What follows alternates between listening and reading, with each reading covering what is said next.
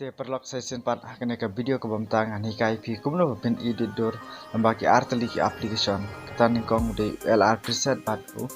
na pole drum bat yakini ki app perlok phila bandalu na po plaster phila ban yo ka ba free bat ning kong perlok pen dej hau ne app LR preset te une LR preset klik na to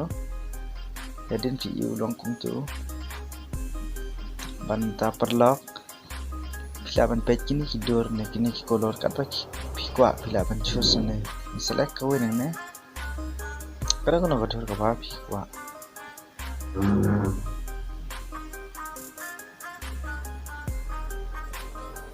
kini pilaban choose ka itu din ka tapi kini bathot da bu de kini kini chada bu terus ada bu file te ada bu te bakman tu din pila bak tu perlu next apa galeri kan lawan yang tu kedua ada balloon yang te naik album te pencet jadi kena berang sudah klik tu kedua berang dulu ni kena te kena te na tu pledge ni punch ke dia ini share mesan share tu klik mesan share ini Lightroom te klik tu Lightroom kan maka udah sampai kan dah cukup up Lightroom itu art cukup Lightroom te bak no kalau sudah selesai video sampai nak udah select sekali udah sampai te klik tu te kemudian select ke kedua apa fungsinya dan di kolom ini te mencet ke kedua mencet data tu perlu untuk ayam yang share share minta saya akan tunjukin ayam Lightroom jadi pada ujungnya kamu taruh tanda cukup Lightroom jadi kamu tu perlu tempat no jadi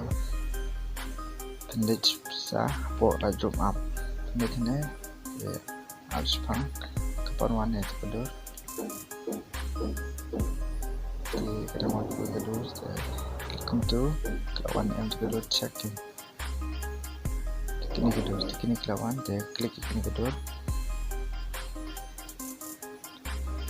komplit sesuaikan ada di minta bikin mau perlu menai kini 3 dot command dia page kini dia penai kini copy setting dia select untuk dan juga tempatnya klik sini kedua part gue dan klik ikannya kita klik pin ai mesin ini tidak kan mau ha kita ikan dapat pin ai paste setting untuk copy and paste setting kan paint tu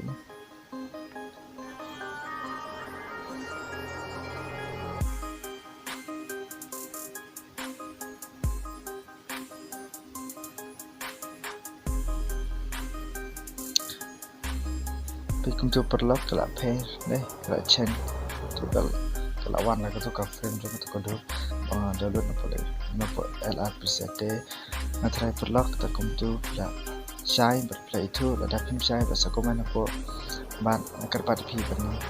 page saya aku perkapur ngasih kindo pada wikor kiwe kinex itu dia tanggung dia perlu kok di support pi what they doing keep on doing